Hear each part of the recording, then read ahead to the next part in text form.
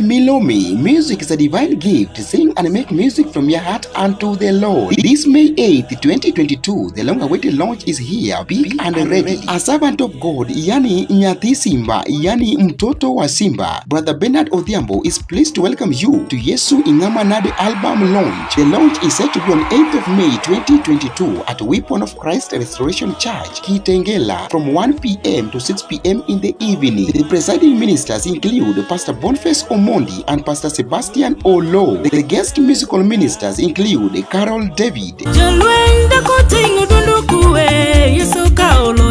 Christine Otieno,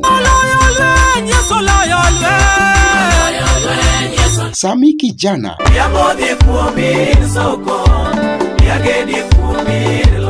George Ojwando,